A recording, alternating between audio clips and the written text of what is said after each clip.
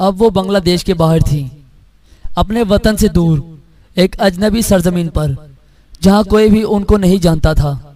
لیکن جو چیز انہیں ہندوستان کے سرزمین پر مکمل طور پر اجنبیت کا شکار بنانے سے روکے ہوئے تھی، وہ یہ تھی کہ ان کے ارد گرد جو زبانیں بولی جا رہی تھی اور جس کی ملی جلی آوازیں وہ اپنے کانوں سے سن رہی تھی، وہ بنگالی زبان ہی تھی، ان کی اپنی زبان۔ میمونہ تو اسکول میں پڑھتی تھی، لیکن یہ بات ماجدہ کو بھی اچھی طرح سے معلوم تھی، اور فردوسی کو بھی، کہ ان کے ملک کی سرحدیں ہندوستان کے صوبے مغربی بنگال سے ملتی ہیں، اور وہاں بھی بنگالی زبان ہی بولی جاتی ہے۔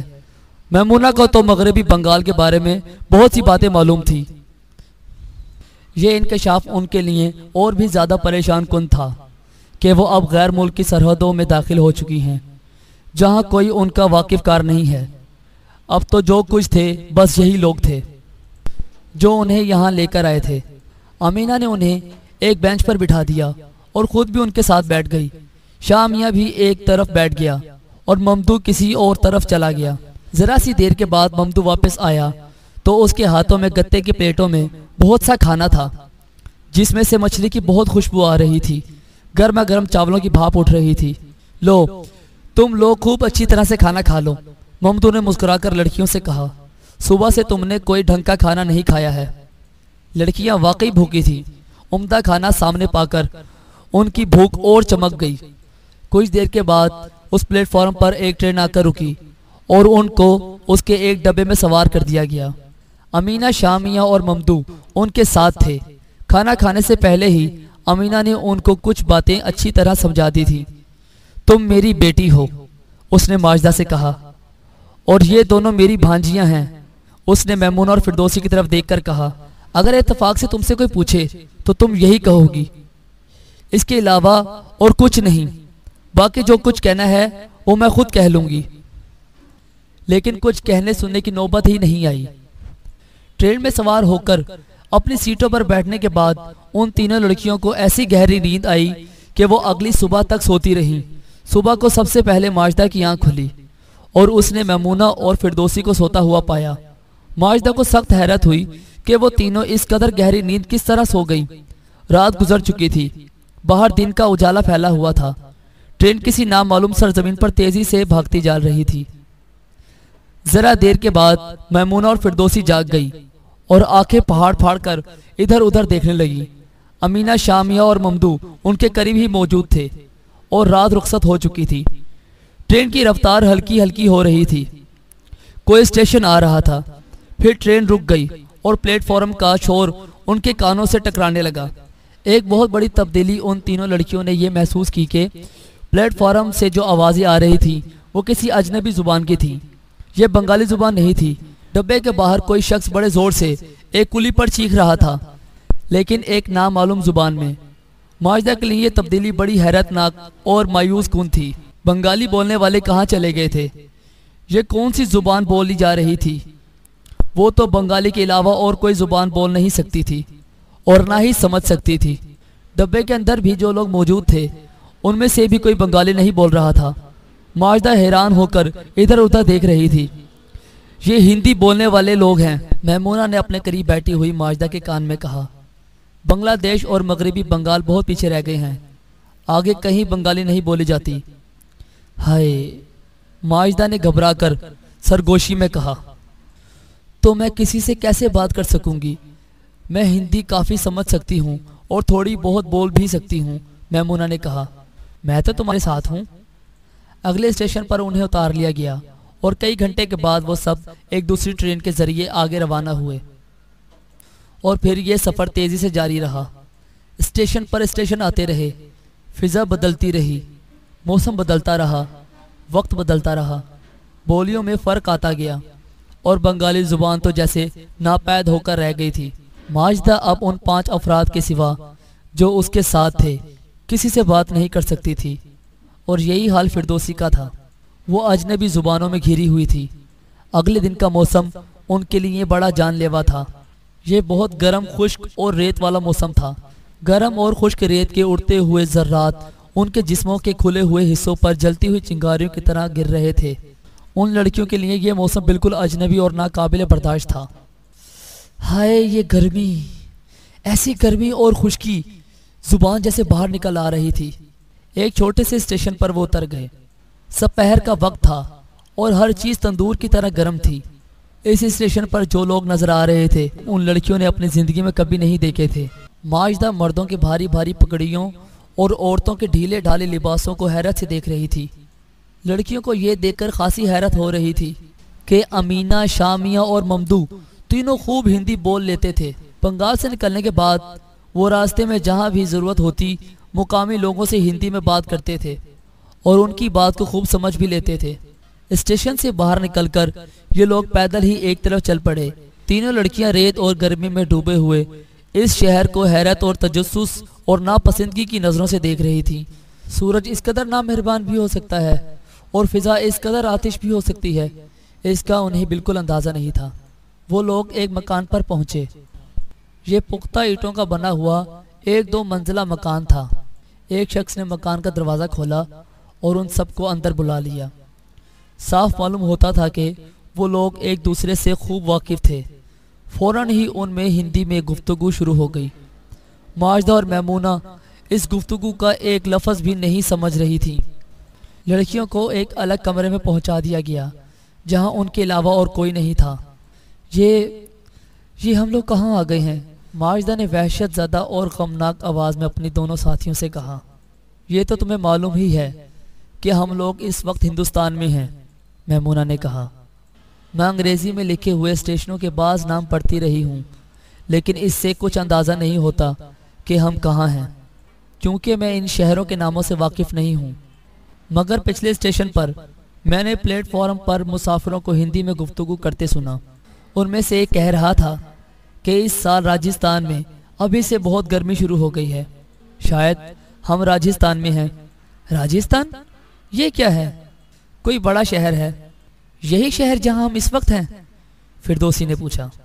نہیں، میمونہ نے سنجیدگی سے جواب دیا۔ راجستھان شہر نہیں ہے، وہ ہندوستان کا ایک صوبہ ہے۔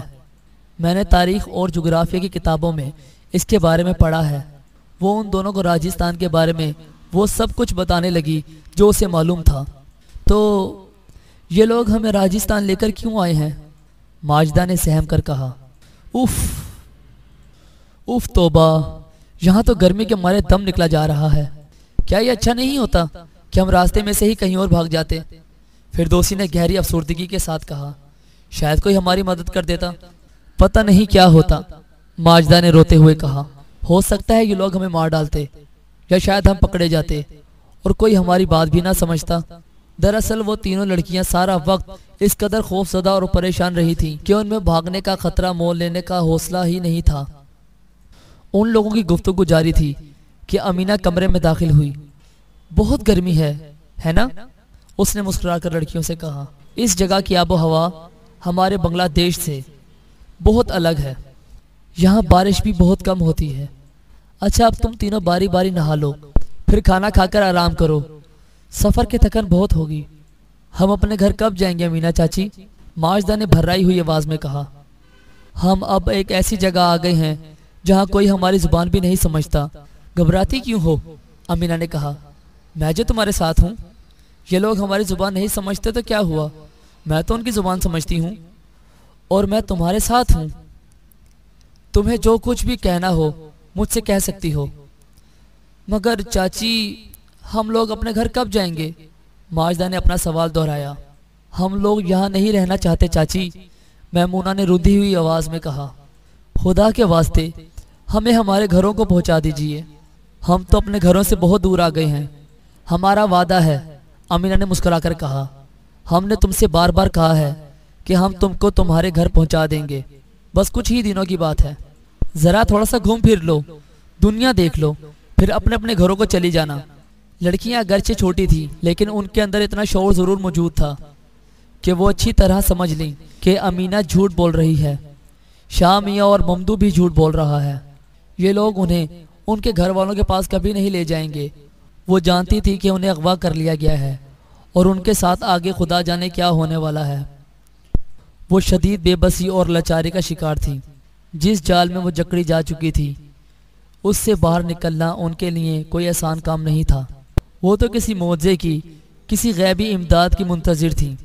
شاید خدا کسی وقت ان کی مشکل آسان کر دے۔ امینہ ان کو ایک ایک کر کے غسل خانے لے گئی، جہاں انہوں نے ٹھنڈے پانی سے غسل کیا۔ کپڑوں میں، جسموں میں اور بالوں میں ریت ہی ریت بھر گئی تھی۔ نہانے سے انہیں بہت اچھا محسوس ہوا۔ ان تینوں کو اس گھر میں کوئی عورت نظر نہیں آئی، ان کے علاوہ بس امینہ ہی ایک عورت تھی۔ مرد کتنے تھے اس کا انہیں علم نہیں تھا، کیونکہ وہ گھر کے اندرونی حصے میں تھی اور باہر کے حصے کے بارے میں کچھ نہیں جانتی تھی۔ لیکن کم از کم ایک مرد تو تھا جس نے دروازہ کھولا تھا۔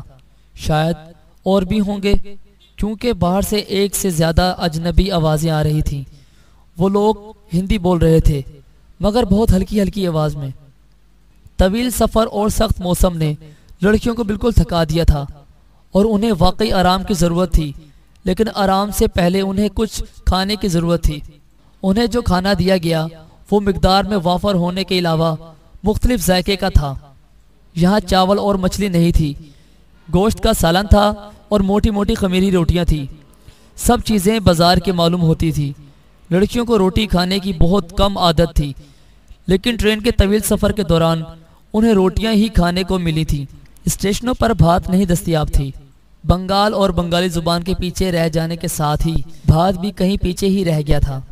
مچھلی بھی بمشکل صرف ایک اسٹیشن پر مل سکی تھی، اور یہاں راجستھان کے اس نامعلوم گرم و گرد آلود شہر میں، جہاں کی جھلسا دینے والی ہوا ان کے جسموں کو چھیلے جا رہی تھی، انہیں روٹی اور گوشت کا سالن ہی کھانے کو ملا تھا۔ بھات اور مچھلی کا کہیں پتہ نہیں تھا۔ ان لوگوں نے رات کا کھانا کھایا۔ امینہ ان کے ساتھ کھانے میں شریک تھی۔ ماجدہ اس سے پوچھنا چاہتی تھی کہ کیا اس شہر میں بھات نہیں ملتا، لیکن پھر وہ خاموش ہی رہی۔ جو کچھ کھانے کو مل رہا تھا وہ بھی برا نہیں تھا، اور یہ کیا کم غنیمت تھی کہ ان لوگوں کو کھانے کو مل رہا تھا، انہیں بھوکا نہیں رکھا جا رہا تھا۔ امینہ سارا وقت لڑکیوں کے سر پر سوار رہی، اور اس نے ان کو گھر کے دوسرے حصوں میں نہیں جانے دیا۔ کھانا ختم ہوتے ہی لڑکیوں کو گہری نیند آ گئی، ایسی گہری نیند کہ انہیں تن بدن کا ہوش نہیں رہا، اور وہ صبح تک پڑی سوتی رہی۔ ماجدہ کی آنکھ کھلی تو خاصا دن چڑھ آیا تھا۔ میمونہ آنکھیں کھولے قریب ہی لیٹی ہوئی تھی، اور فردوسی ابھی تک سو رہی تھی۔ امینہ سامنے ایک کرسی پر بیٹھی ہوئی چائے پی رہی تھی۔ ماجدہ آنکھیں کھولے گزشتہ رات کی غیر معمولی طور پر گہری نیند پر غور کر رہی تھی۔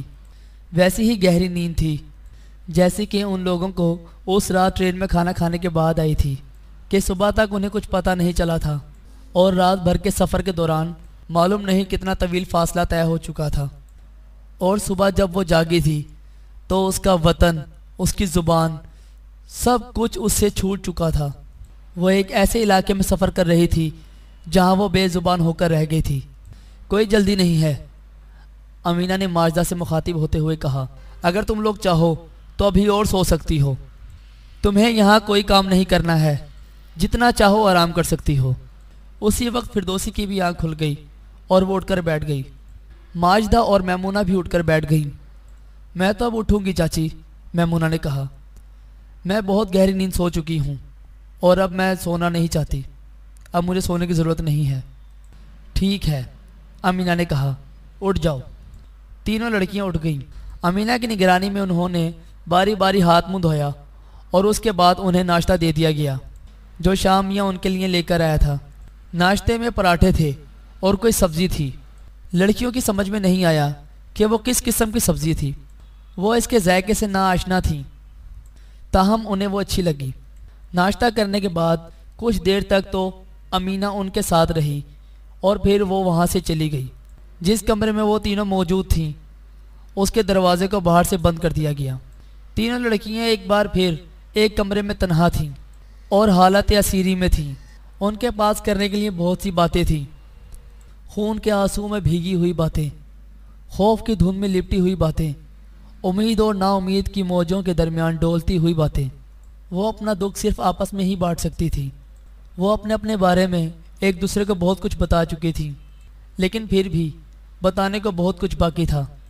ماجدہ نے اپنی دونوں ہم کفا ساتھیوں کو ہاشم کے بارے میں بھی کافی تفصیل سے بتا دیا تھا۔ دوپہر تک کسی نے کمرے کا دروازہ نہیں کھولا، اور وہ تینوں اکیلی ہی رہیں۔ انہوں نے یہ بات خاص طور سے محسوس کی تھی کہ باہر کی شدید گرمی کے باوجود کمرہ اندر سے اتنا گرم نہیں تھا۔ دوپہر کے بعد امینہ ان کے پاس آئی اور اس نے ان کو دوپہر کا کھانا کھلایا۔ ان کو یہ دیکھ کر خوشی ہوئی کہ اس وقت کھانے میں مچھلی بھی موجود تھی۔ اگرچہ چاول نہیں تھے تاہم مچھلی کا وجود ہی غنیمت تھا۔ ہمیں یہاں سے کب نکالو گی چاچی؟ فردوسی نے ہمت کر کے امینہ سے پوچھا۔ یہاں تو بہت گرمی ہے، یہاں تو ہر وقت جیسے آگ برستی رہتی ہے۔ جلدی نکالیں گے، امینہ نے سرسری انداز میں جواب دیا۔ تم لوگ کھانا کھا لو اور آرام کرو۔ امینہ نے جاتے جاتے دروازہ ایک بار پھر بند کر دیا تھا۔ لڑکیاں اکیلی رہ گئیں۔ شام ہونے کو تھی جب امینہ ایک بار پھر دروازہ کھول کر ان کے کمرے میں داخل ہو گئی۔ چلو، اس نے اندر آتے ہی ان سے کہا، ہم اب یہاں سے نکل رہے ہیں۔ کہاں چاچی؟ ماجدہ کی زبان سے بے ساختہ نکلا۔ ہم لوگ کہاں جا رہے ہیں؟ امینہ نے گھور کر اس کو دیکھا۔ کہیں نہ کہیں تو جائیں گے، تمہیں اس قدر بے چینی کس بات کی ہے؟ تم کو سب کچھ تو مل رہا ہے، کھانا بھی، آرام بھی، اور کیا چاہیے؟ اتنی عیش تو تم کو اپنے گھر پر بھی نصیب نہیں ہوگی۔ ماجدہ خاموش ہو گئی۔ کسی اور لڑکی نے بھی کوئی سوال نہیں کیا۔ امینہ ان کو ساتھ لے کر مکان سے باہر آ گئی۔ مکان کے دروازے کے سامنے ایک بڑی سی گاڑی کھڑی تھی۔ شاہ میاں، ممدو اور دو مقامی آدمی گاڑی کے پاس کھڑے ہوئے تھے۔ وہ چاروں آپس میں ہندی میں باتیں کر رہے تھے۔ لڑکیوں کو اس بڑی سی گاڑی کی پچھلی سیٹ پر اس طرح بٹھا دیا گیا تھا کہ ان کے ایک طرف امینہ اور دوسری طرف شاہ میاں بیٹھا تھا۔ ممدو اور دونوں مقامی آدمی آگے بیٹھے تھے۔ ان میں سے ایک مقامی آدمی نے گاڑی کی ڈرائیونگ سیٹ سنبھال لی اور اس کے ساتھ ہی گاڑی وہاں سے روانہ ہو گئی۔ تینوں لڑکیاں چپ تھیں اور اپنے خیالوں میں گم تھیں۔ اگلی سیٹ پہ بیٹھے ہوئے مرد آپس میں باتیں کر رہے تھے۔ ان کا یہ سفر کافی دیر تک جاری رہا۔ وہ شہر سے باہر نکل آئے تھے اور ریت کے ٹیلوں سے بھرے ہوئے ویرانے میں داخل ہو چکے تھے۔ یہاں دور دور تک سناٹا پھیلا ہوا تھا۔ گہرے سناٹے میں صرف گرم ہوا کی سائیں سائیں سنائی دے رہی تھی۔ ایک بے خبر میدان تھا جو حد نظر تک پھیلا ہوا تھا۔ کہیں کوئی درخت نظر نہیں آ رہا تھا، صرف کسی کسی جگہ کوئی جنگلی جھاڑی نظر آ جاتی۔ کیسی جگہ ہے یہ؟ ماجدہ کے دماغ میں اپنے گاؤں کی سبزے سے لہلہاتی ہوئی ہزار ہا درختوں اور پودوں سے بھری ہوئی زمین، بل کھاتی ہوئی ندی، بادلوں سے ڈھکے ہوئے آسمان اور جھما جھم برستے ہوئے پانی کے دلکش مناظر ابھر رہے تھے۔ یہاں کا آسمان بھی بادلوں سے کس قدر عاری تھا، بالکل بے داغ نیلگو چادر کی طرح، لیکن ایسی چادر جس میں سے شعلے برس رہے ہوں۔ شام ہونے کے ساتھ ساتھ گرمی میں کچھ کمی ہو گئی تھی اور ہوا کے گرم تپیڑوں کی شدت اور حدت میں بھی کچھ کمی آ گئی تھی، لیکن باقی کا منظر ویسے کا ویسے ہی اجاڑ تھا۔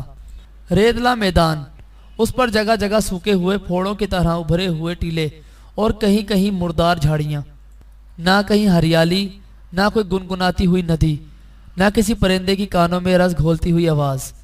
ہر طرف آنکھوں کو تھکا دینے والی اور دل و دماغ کو ناخوش کرنے والی یاس انگیز ویرانی پھیلی ہوئی تھی۔ ان لوگوں کا سفر اس وقت تک جاری رہا جب تک کہ اندھیرا نہیں ہوگا۔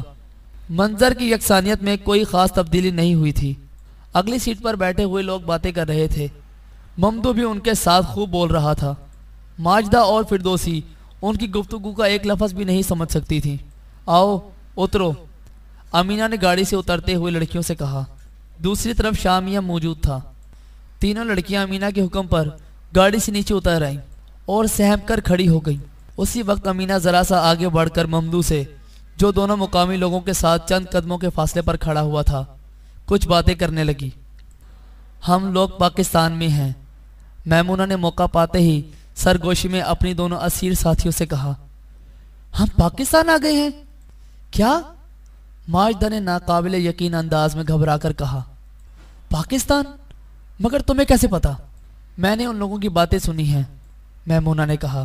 وہ آدمی ممدو سے کہہ رہا تھا کہ آج میں تم لوگوں کو پاکستانی سرحد میں 3 میل اندر تک چھوڑ دوں گا، کیونکہ تمہارے ساتھ چھوٹی بچیاں ہیں۔ اسی وقت امینہ ان کے پاس واپس آ گئی اور ان کی بات چیت کا سلسلہ منقطع ہو گیا۔ وہ لوگ کچھ دیر تک وہاں رکے ہوئے آپس میں آہستہ آہستہ باتیں کرتے رہے۔ وہ سب لڑکیوں سے کچھ فاصلے پر تھے۔ ویسے بھی ماجدہ اور فردوسی ان کی باتیں بالکل نہیں سمجھ سکتی تھیں، کیونکہ وہ لوگ ہندی میں باتیں کر رہے تھے۔ دونوں مقامی لوگ گاڑی میں دوبارہ بیٹھ گئے اور گاڑی وہاں سے واپس روانہ ہو گئی۔ تینوں لڑکیاں گاڑی کو جاتے دیکھ رہی تھی اور اب وہ واضح طور پر سمجھ سکتی تھی کہ انہیں پیدل چلنا ہوگا، کیونکہ دور دور تک اول شب کے ملگجے اندھیرے کے علاوہ اور کچھ نہیں تھا۔ روشنی کی کوئی رمق نظر نہیں آ رہی تھی۔ سارے راستے ان لوگوں کو ویرانی اور سناٹے ہی ملے تھے۔ چٹیل ریتلے میدان تھے جو حد نظر تک پھیلے ہوئے تھے اور کوئی بستی نظر نہیں آتی تھی۔ شاید گاڑی بستی اور آبادی سے بچتی بچاتی خاص طور سے ویران علاقے میں سفر کرتی ہوئی آئی تھی۔ اچھا تو ہمارے ساتھ ساتھ چلی جاؤ، امینہ نے لڑکیوں سے کہا اور خود اس نے ماجدہ کا ہاتھ پکڑ لیا۔ ممدو نے فردوسی کا اور شام یعنی میمونہ کا ہاتھ پکڑ لیا۔ ساتھ ساتھ رہنا ضروری ہے، اس لیے تم لوگوں کے ہاتھ پکڑ لیے ہیں، شامیہ نے نرمی سے کہا۔ اجنبی علاقہ ہے، رات کا وقت ہے، تم لوگ اس جگہ سے بالکل ناواقف ہو، اگر کہیں ادھر ادھر بھٹک گئیں تو بڑی مشکل ہو جائے گی۔ اور پھر رات کی نیم تاریکی میں یہ قافلہ کسی نامعلوم منزل کی طرف پیدل چل پڑا۔